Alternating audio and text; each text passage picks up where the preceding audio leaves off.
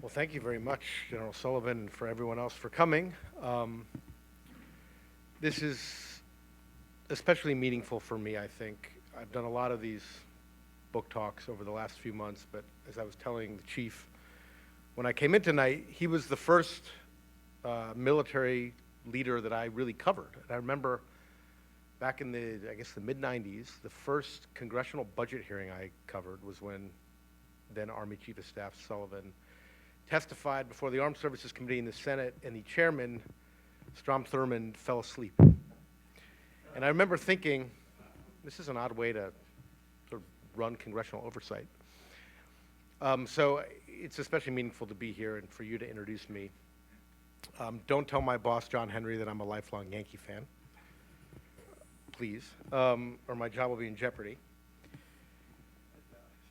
And it's also meaningful to me to do the General Lemnitzer lecture, because as I looked up a little bit about him and refreshed my memory of who he was and what he accomplished in World War II, but then for many years after that in uniform, I learned that he was born in Honesdale, Pennsylvania, which is literally a stone's throw from where I grew up. So maybe there's a little bit of a connection there.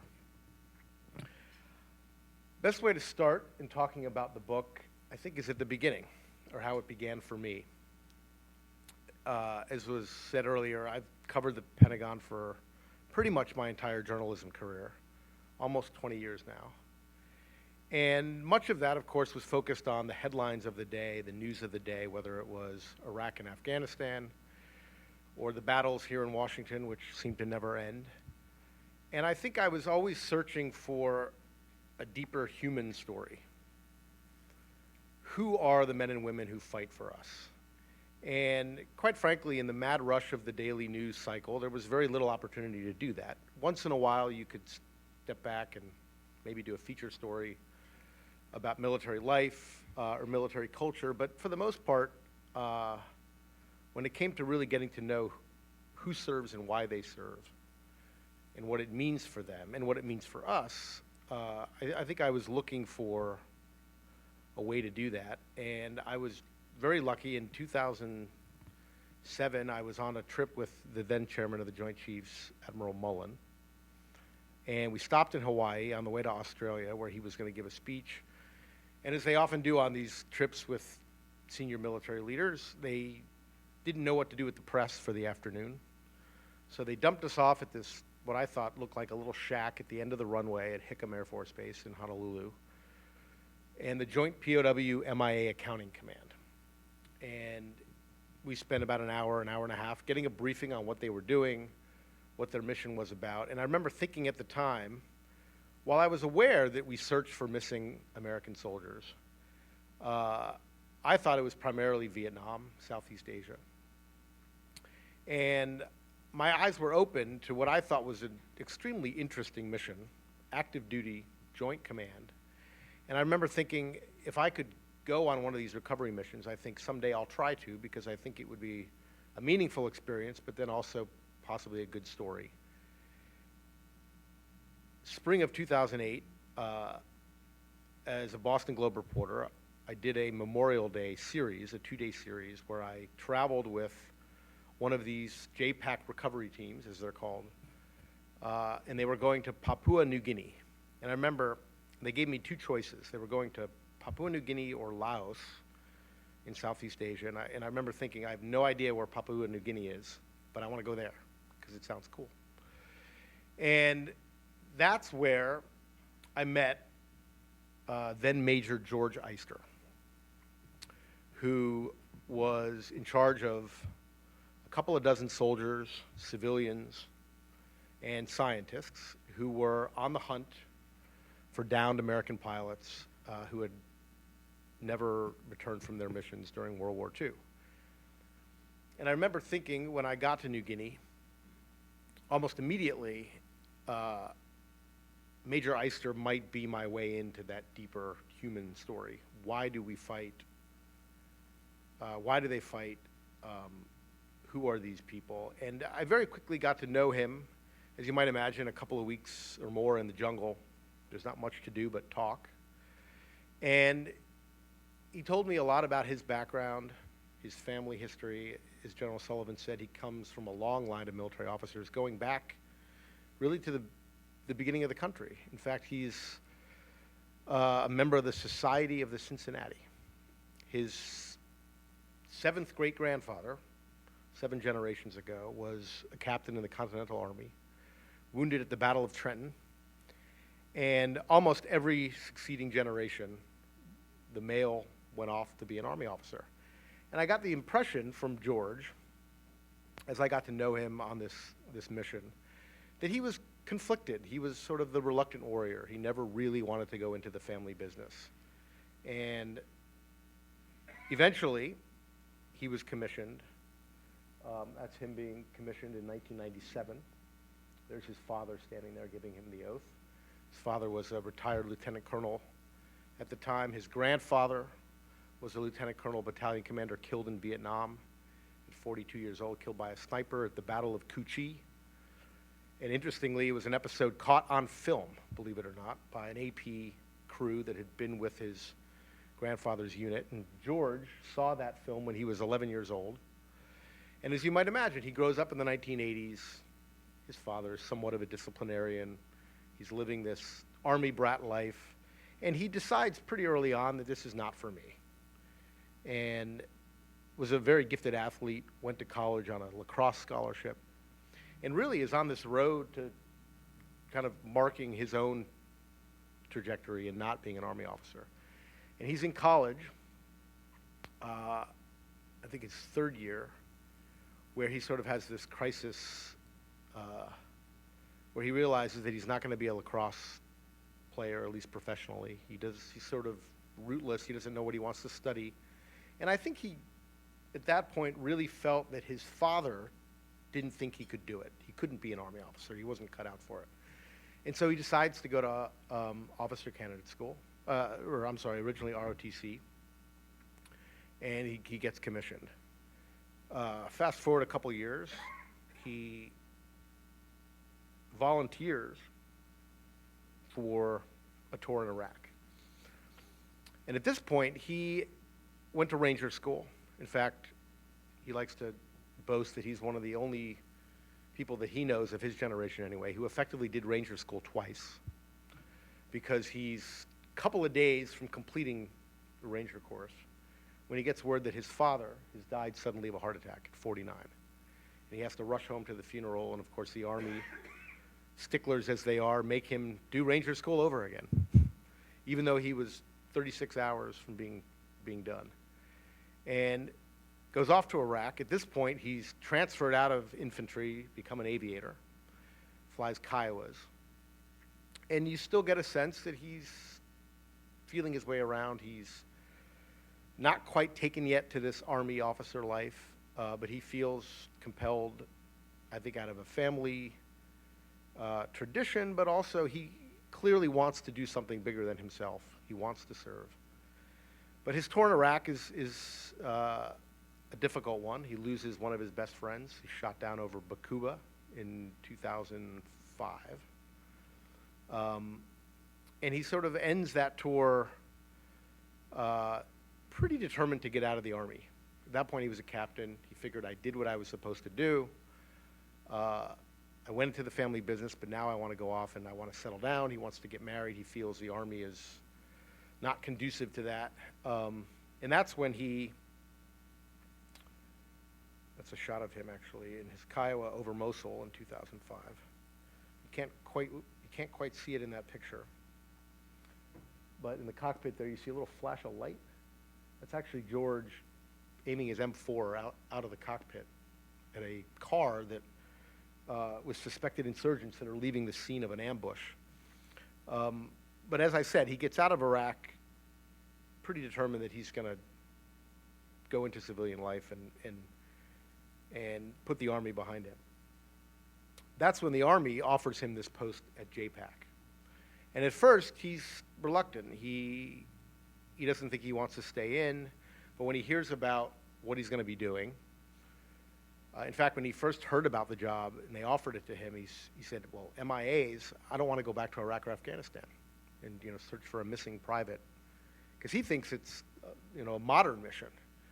And they say, no, Captain Eyster, this is about as far away from these wars as you can possibly get. We're talking Korea, Vietnam, World War II. And when he hears Vietnam, he's intrigued because he has that family connection, his grandfather having died in 1966. So he takes the posting, gets to JPAC, and has the opportunity to go to Vietnam, to Laos, to Germany, where he's getting steadily more responsibility. First, he's just sort of a team leader, but then eventually he starts planning these missions where he's interacting with the governments of these countries. He's doing all the planning from A to Z. By the end of his tour, he's there from early 2006 to really the end of 2008. By the end of that tour, he is planning these missions to Papua New Guinea. And one of the pilots that they're looking for when I was there with this team in 2008 was this gentleman, Marion Ryan McCown Jr., who was a 27-year-old Marine Corps Corsair pilot. Reported missing January 20th, 1944 over Rabaul, which is actually, let me fast forward here for a second to the map so we get a sense of what we're talking about. There's New Guinea, or the eastern part of the main island of New Guinea. To the right, that crescent-shaped island in the Bismarck Sea is called New Britain, and then at the northern tip there, if you can see it, Rabaul. One of the largest Japanese military installations outside of Japan during the war. They invaded Rabaul just a few weeks after Pearl Harbor, and it becomes kind of their center of gravity in the Southwest Pacific. And keeping Rabaul isolated, MacArthur decides pretty early that he's not going to take Rabaul. It's, as you might imagine, covered in rainforest, just like New Guinea. Kind of makes a mockery out of conventional military operations. But bypassing Rabaul in the island hopping campaign of the Pacific requires keeping it out of commission. So for much of the Pacific War, from 1942 to 1945, Allied bombers, escorted by fighter planes, as well as, well, mostly American, but also some Australians, are literally just pummeling Rabaul. And I was surprised to learn when I got there that some 2,000 American pilots and crew members are missing somewhere in the rainforest, either on the main island, the eastern half of New Guinea, where the Japanese had other bases, and in and around Rabaul. And McCown, Captain McCown, is one of those Corsair pilots, Marine Squadron VMF 321, whose job is mainly to escort the bombers on these daily runs over Rabaul. This is the squadron taken in December 1943, just as they went on their first tour into combat. You move the cursor here, there's McCown right there.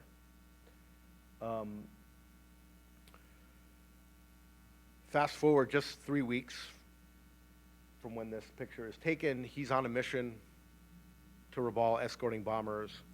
He's flying in formation with 3 other Corsairs. They would often fly in these, they called divisions of 4. 3 of the 4, including McCown, never come back. And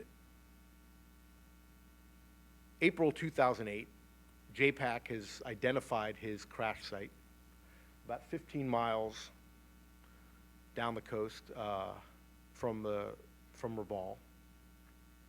They send a recovery team, an anthropologist, and I was amazed to watch as over the course of more than a month, they are literally sifting bucket by bucket all of the earth around this crash site, looking for teeth, bones, dog tags, belt buckles, any piece of evidence that the pilot who was believed to be flying this plane had come down with the aircraft. And they were fairly confident that he did go down with his plane. because the tail number matched the records from World War II. And as you might imagine, they have researchers at JPAC that try and match up as much as they can so that they have a level of confidence that if they actually send a team to this site, that they're going to find something. And over the course of these weeks, painstaking work, backbreaking work in 100-plus degree weather, what I was struck by was not just how meaningful this seemed to be for the soldiers and the airmen and the Marines who were part of this recovery team. But I got to know them, not just George Eister, who was in charge, but some of the young men and women who were literally just digging in the ground. And almost all of them had served in Iraq or Afghanistan. They all had their own war stories, their own demons, like Major Eister, that they were working through. And I was surprised because as I went on this trip, I knew it was going to be an adventure, but I mostly thought we'd be chasing the ghost of World War II. What I didn't appreciate until I got there was the extent to which these young men and women, Major Eister, but also those under his command, were kind of lost in their own way, or certainly forgotten or overlooked by the rest of American society. And after about 3 weeks of this reporting assignment, I got back. As I mentioned, we ran a 2-day series in the Boston Globe over Memorial Day in 2008. But there was something about this experience I couldn't quite just put it away. Usually you write your newspaper story, it publishes, and you move on to something else. I certainly connected with Major Eister. I was fascinated by his background, his family story, some of the stories he told me that obviously are in the book, about his own experiences, his own questioning, I think, of what he was doing, particularly in Iraq, and whether what he was doing was really defending the country. I think he had his doubts, like a lot of mid-level or young officers did at the time, particularly in 2005, 2006, when he was sort of in Iraq at a time where things were pretty bad and were kind of spiraling out of control.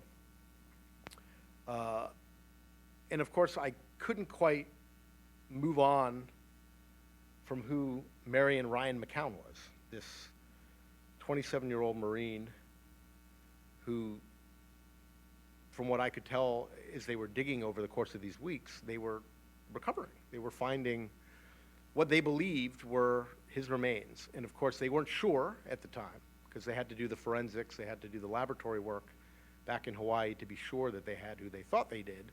But they found his dog tag. They found teeth, they found bones. The anthropologist who was part of the team was positive almost immediately that they were a Caucasian. And of course, that's a pretty good sign that it's probably an American, given that we're in New Guinea. And you can tell pretty clearly, if you're a scientist, the race of the remains.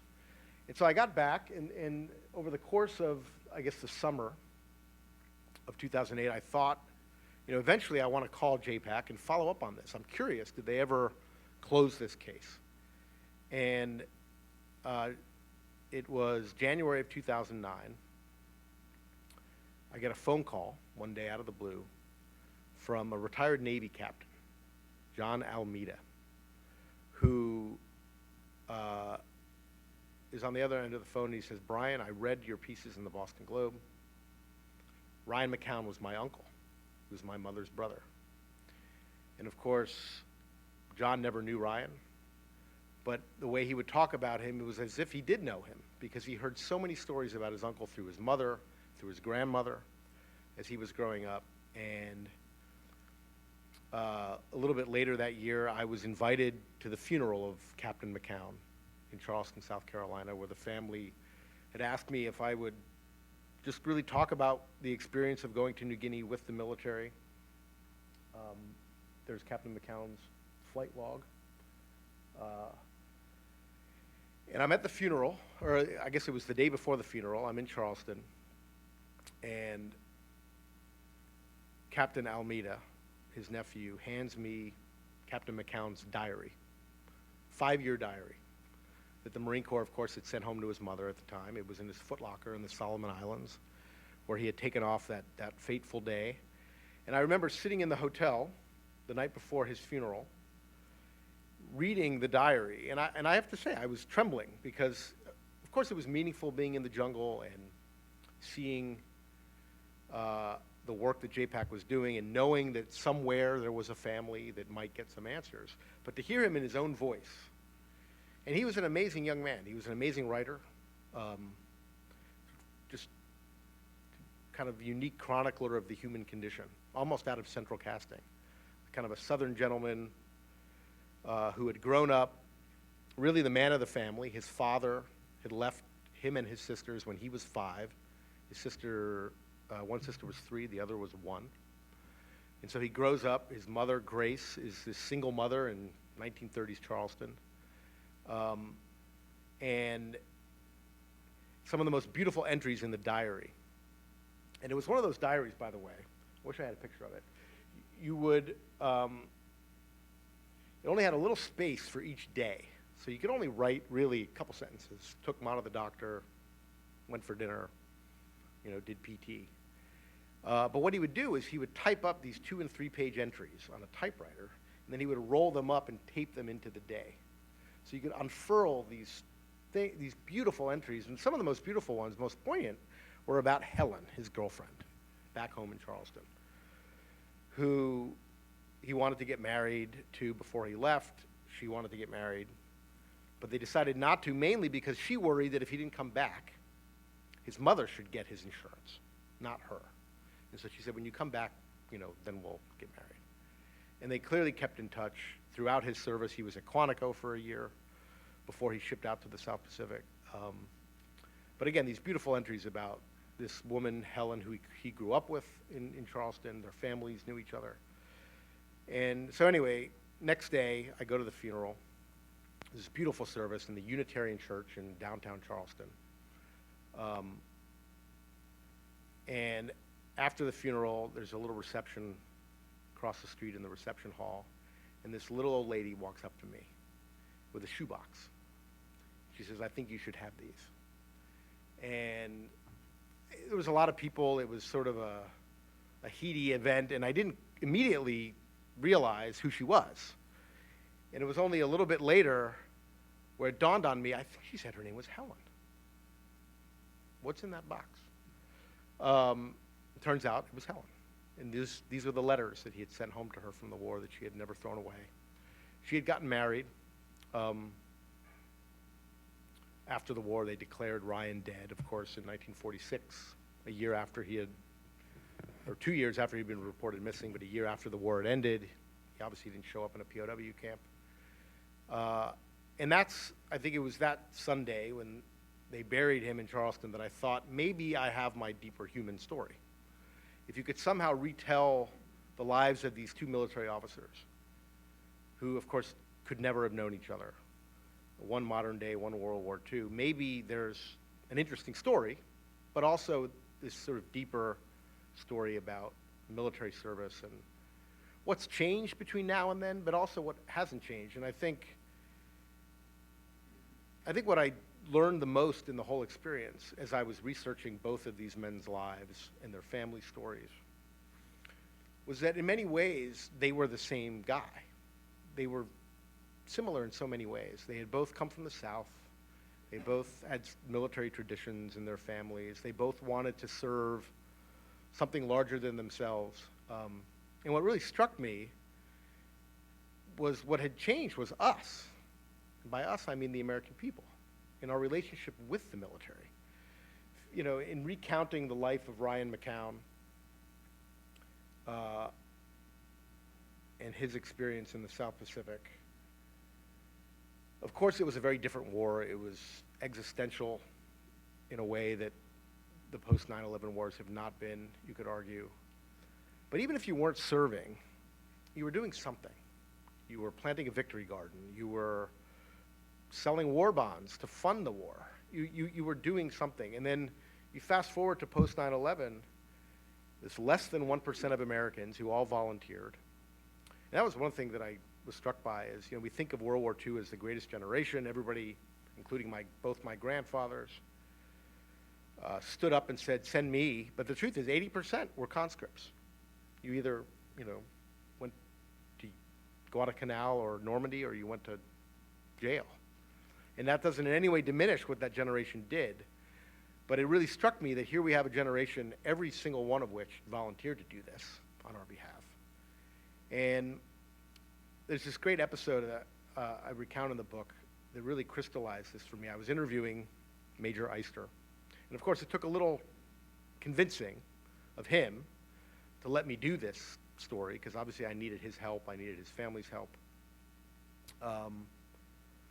But he tells his story about when he comes back from Iraq, has a weekend down in Florida with some of his buddies from college at Florida State, who, of course, he says at the time, he feels like he has very little in common with anymore. He's serving in the Army. They're off doing their civilian lives. And this was at the nadir of public support for the war in Iraq. And he remembers one weekend where one of his college friends starts haranguing him about Iraq.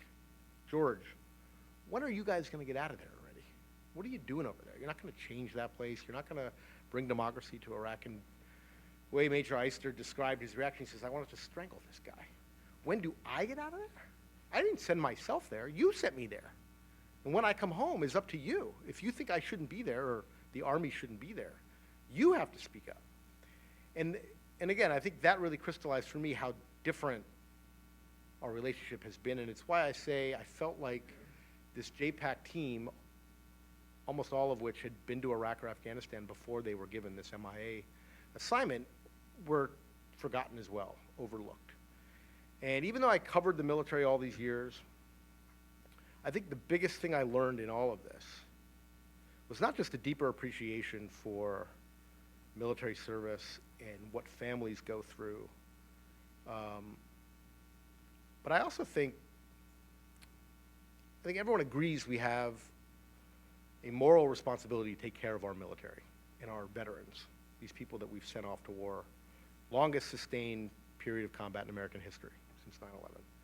But I also think we have a civic responsibility to know who they are and to know what military life is like and what their families go through, because I worry that if it's always someone else's kid that we're sending to war, it's just so much easier to go to war. I mean, we're not asked to serve. We're not asked to do much of anything. I mean, in fact, we're not even asked to pay for it.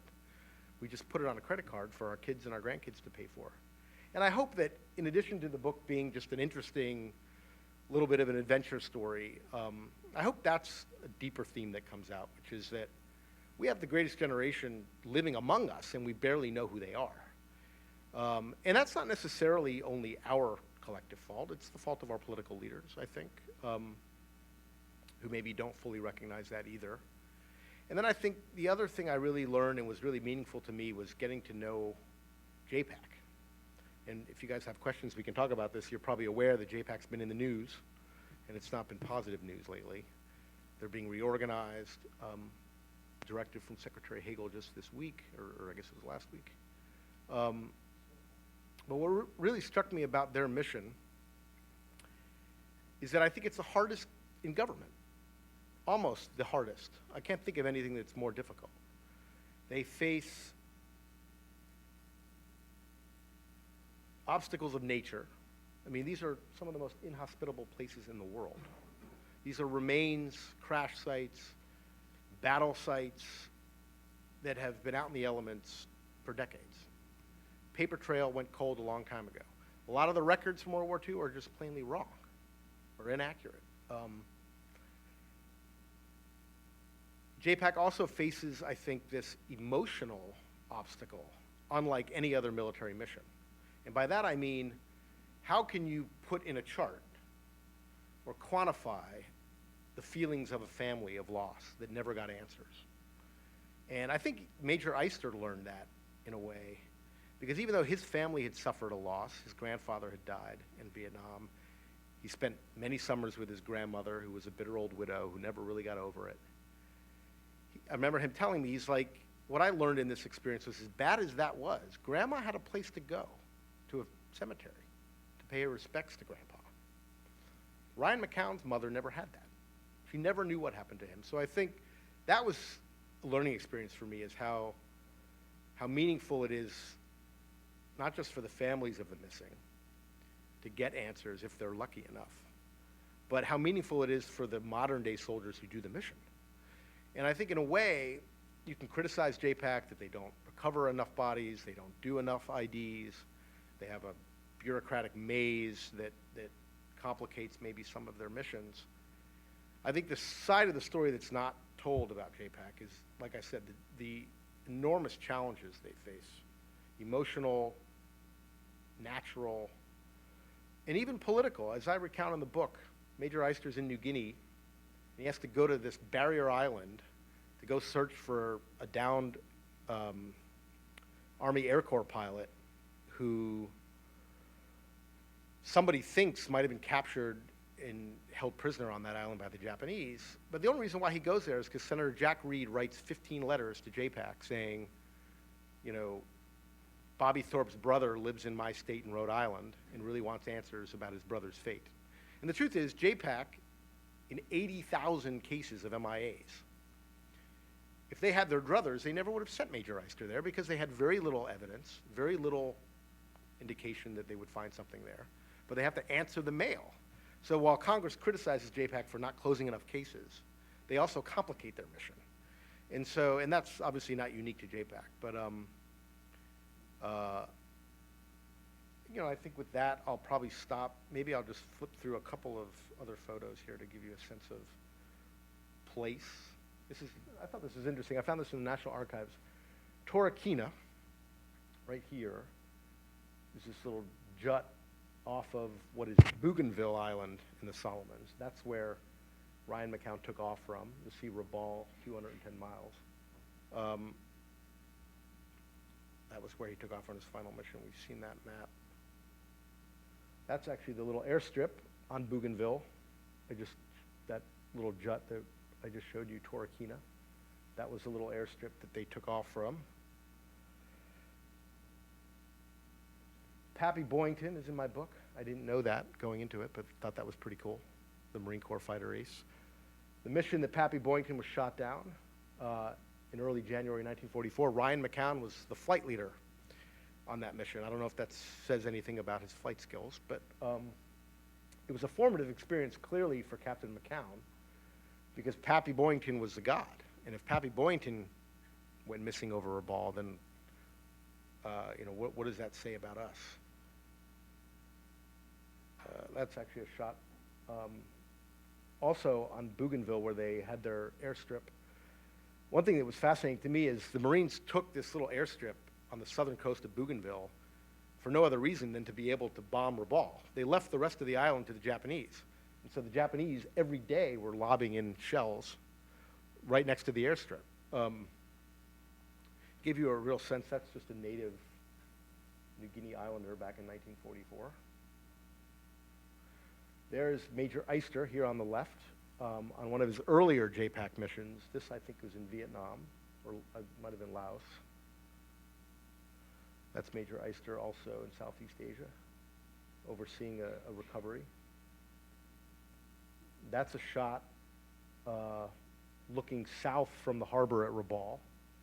Give you a little sense of the topography. That's Rabaul in the harbor, Simpson Harbor. Active volcano in the background. There's Major Eyster giving me a tour of the volcano. That's him. These are some of the caves that the Japanese had actually dynamited into the cliffs around Rabaul.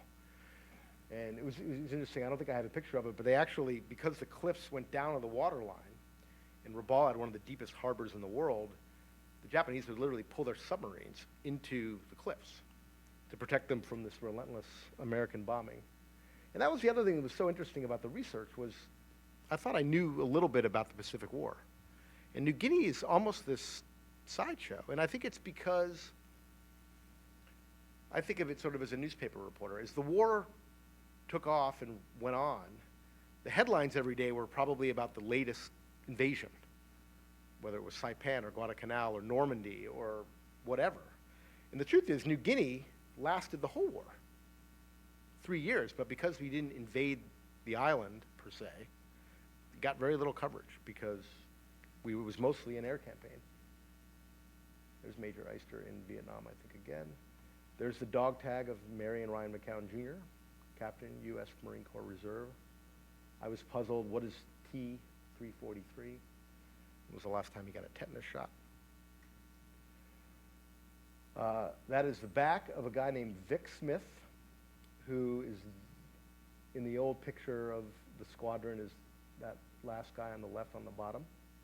He was enormously helpful. He knew Ryan McCown very well. He still lives in Ohio, still sails his boat. He's 92 now.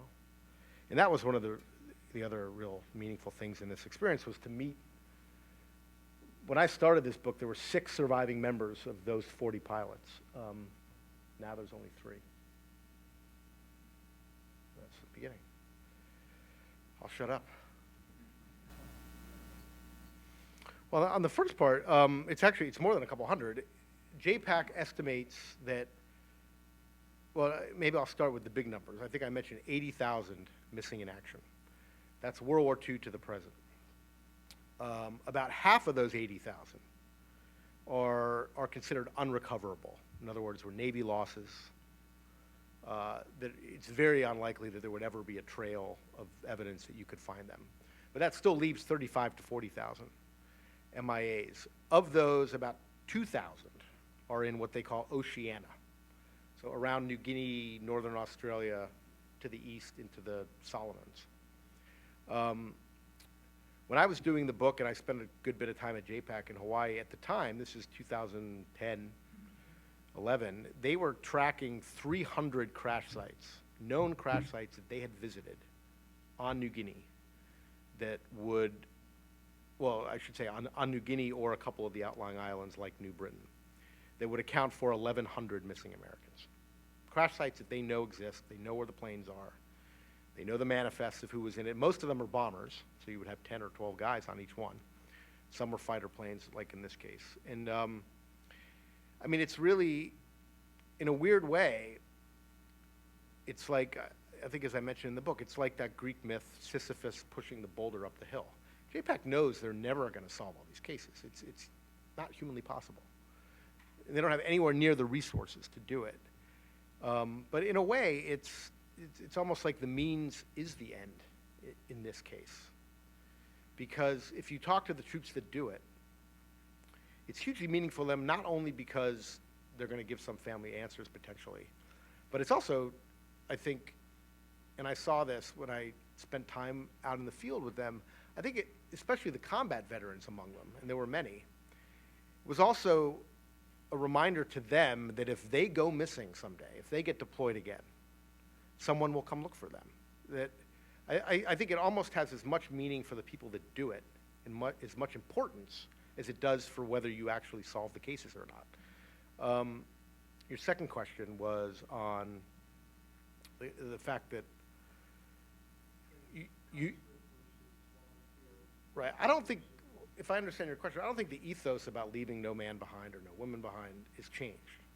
I think that that's deeply held. Many of you in this audience will know that better than I do. But I do think, it's interesting. I was curious when I started on the research if other countries do this. Are there other countries that go back for their war dead? And of course, it's a little bit of a unequal comparison because nobody has had the military engagements in so many different continents like the United States. But there's very few countries that do this. The Finnish do it, Finland, and they're mostly losses just across the border in Russia, but they actively search and bring home their war dead. The Australians do it in New Guinea, but they do it mainly because New Guinea for them is kind of their Normandy. That was where they lost a lot of troops. But that's really about it. The British do it a little bit, but it's really only like responsive. In other words, they get information and then they go follow it up. So I think it's a uniquely American credo, kind of, that you died for us, we should bring you home. And I think in the military, that's still pretty strongly held. I think it's all part of this broader theme. I don't think the general public pays much attention to the military period, let alone something as discrete as this. And I think that's what concerns me the most going forward, is that we're so disconnected for the most part from what the military is or does or why. And we send them off to fight in our name, yet we sort of forget about them because we're not asked to do anything. We're not asked to sacrifice. Well, you know, it's interesting. There's a whole world of this kind of MIA community, and I was introduced to it in New Guinea a little bit because we sort of came across some of them. Some of them, these sort of privateers, these private organizations that go to some of these Pacific islands and do their own MIA hunting. And sometimes they work with JPAC. They certainly have given JPAC a lot of leads that they have followed up on. But then, as you might imagine, there are some characters in that world that run up against JPAC. And I think part of that is that JPAC does this in a very methodical, one would almost say, overly bureaucratic way. And that's, I think, where some of the criticism is, that they could close more cases if they, you know, didn't have to sign so many documents and do so many things until they actually decide to go dig in the ground, that slow down the process. But, you know, there's a reason why it's methodical. There were cases in the past where they made the wrong IDs. They told a family that this is Joe, your son. They buried him in the family plot, only to find out later that they were wrong. And so I think you know, there's another interesting, I didn't get to this in the book, but their laboratory is one of the most advanced forensic laboratories in the world. They're doing cutting-edge DNA research, science, that if you're an anthropologist, a forensic anthropologist, the place you want to go work is JPAC. They have to literally turn them away, and they only have, you know, a certain amount of civilian slots for that. They're doing research with nuclear DNA, which, of course, I didn't know any of this, but the DNA we're commonly used to hearing about is mitochondrial DNA you get from your mother. Nuclear DNA you get from both parents. And one of the reasons why JPAC was interested in that is that 8% of white Caucasians have a strand of the mother's DNA that is so similar that in the case of a bomber that went down in the Korean War, where all 10 guys would have been white Caucasians, they came across cases where these bones are commingled, and you can't really be sure who was who, because the DNA from the mother is so similar. Well, if you could bring in nuclear DNA, you'd have another source of evidence. But the first time they did that, they tried to do that, they ran into a problem, which they didn't anticipate, which was, oh shoot, Grandpa Joe's not Grandpa Joe. In other words, do we tell this family 70 years later that the person they thought was their grandfather wasn't? It was the milkman. So it was fascinating to me because it shows how they're on the cutting edge. And there's a lot of people in the civilian world who want to do what JPAC does because they're war buffs, they're historians, they might have a family member. There's a lot of cases where nephews, brothers do their own research, try to find remains. And like I said, oftentimes they run up against JPAC, but sometimes they help JPAC close cases. There's a story in today's Stars and Stripes about a case in France, an unknown grave, not in a cemetery, I don't think. Family was convinced that this was their relative. And JPAC said, we don't believe you, or we don't have enough evidence, you know, get in line, basically. Well, a French team dug them up, got DNA from the family, and they identified them. And it's sort of another embarrassing thing for JPAC because, of course, the family's like, our own military wouldn't go dig them up, but we had to go to the French to do it. And again, it shows how challenging it is, but I think what that case doesn't show is 40,000 cases that JPAC has to deal with. What do you do first? Where do you start? That's interesting that it's public-private. I think there are some people who think that you could maybe advance the American mission if you had a similar construct. And it's going to be interesting to see how this all plays out. You know, right now, JPAC closes about 80 cases a year, roughly. So that's more than one a week. I mean, it's 1.5 a week or more. So it's not nothing. Many of them are in New Guinea. It's interesting, New Guinea is actually more fruitful for JPAC in many cases than even Vietnam. Even though they've been out in the elements, these remains longer. It's because it apparently has to do with the soil. Soil in Vietnam is very acidic, so the remains don't keep as well. But Congress has kept ordering, in authorization language every year, the JPAC should close 200 cases a year. But of course, they don't get any more resources to do it. And they get criticized for not doing it. And so one of the things I've been trying to do, and I've had some opportunities in the last few days to do some media interviews because of the subject of the book and some of the news about JPAC, is to try and tell the other side, which is, if you're the family involved, of course, your case is the most important. And if JPAC didn't do everything you think they should have done, then of course, they're not doing their job. But, I think it's a massive undertaking. And, the resources that are given to it is minuscule, and maybe it should be. Maybe we shouldn't be spending more money on long-lost soldiers, but it's hard to tell that to the families. It is. One of the things I'm trying to do, and maybe we'll close, I know we're running out of time, but I've gotten lots of emails and letters from families of the missing. And I don't know exactly who I want to go to yet to pitch this, but I thought there would, because so many of these cases can't be solved or won't be solved, or the resources aren't there, or the evidence isn't there. With the digital age in which we live, if you could partner with an Ancestry.com and the National Archives, which has an enormous amount of information about military records, you could build a living memorial online to all 80,000. Because there's families in every corner of America that have pictures of Uncle Jack, his letters, and I'm actually surprised nothing like that exists. And it's one of the things I've been working on, is trying to find the right partners. Because I think you could have this grassroots effort where you could honor, memorialize who these people were that never came home, never got a funeral, never got, the welcome home. And you could do it, like I said, by just getting the American people to help you. Because everybody's got, 80,000 people. That's hundreds of thousands of relatives who heard the story about dad or grandpa or an uncle or a brother.